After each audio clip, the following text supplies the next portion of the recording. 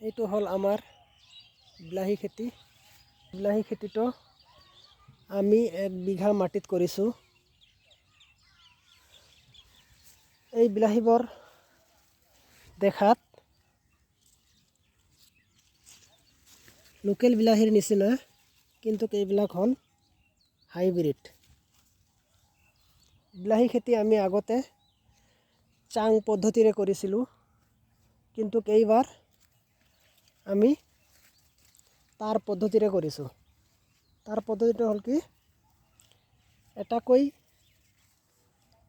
শাৰীত 3-4 ফুট মূৰে মূৰে এটাকৈ বাঁহৰ খুঁটি দিছোঁ, আৰু খুঁটিত তাৰ বান্ধি বিলাহী গছবোৰ এনেকৈ ওলমাই দিছোঁ। চাং পদ্ধতিতকৈ এই তাৰ পদ্ধতিৰে বিলাহী খেতি কৰিলে বিলাহীবোৰৰ হাৰ্ভেষ্টিং বেছি পোৱা যায়।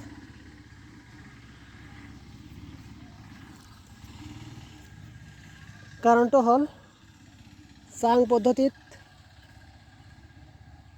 ভেঁকুৰনাশক আৰু কীটনাশক প্ৰয়োগ কৰোঁতে অসুবিধাৰ সন্মুখীন হয়।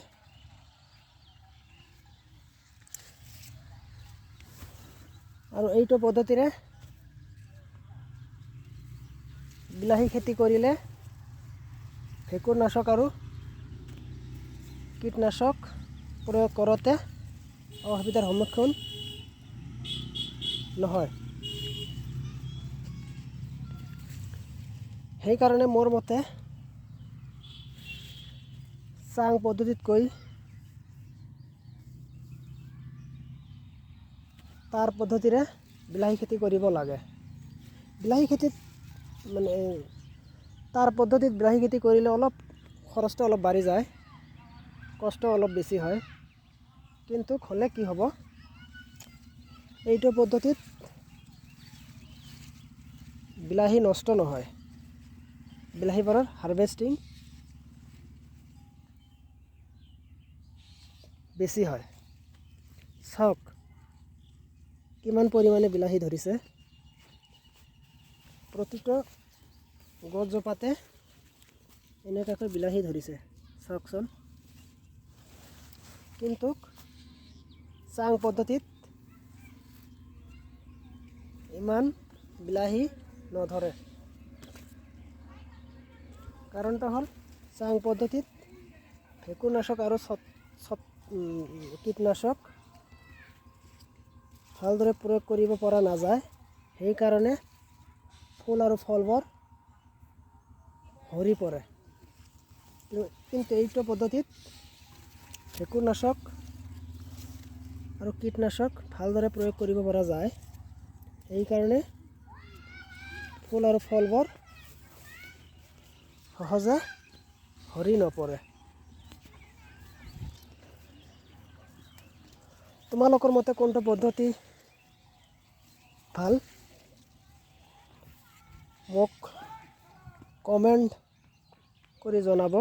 কিন্তু আমাৰ এক্সপিৰিয়েঞ্চ মতে আৰু কি, মোৰ এক্সপিৰিয়েঞ্চ কৰিলোঁ। আগতে চাং পদ্ধতিত কৰিছোঁ, কিন্তু এইবাৰ তাৰ পদ্ধতিৰে কৰিছোঁ। কিন্তু এইটো পদ্ধতিয়ে বহুত বেনিফিট বুলি মই ভাবোঁ। গতিকে আপোনালোকে যিটো পদ্ধতি ভাল হয়, সেইটো পদ্ধতিত বিলাহী খেতি কৰিব।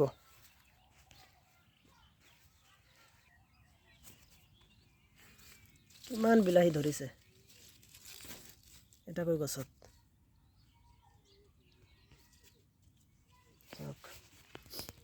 চাওক।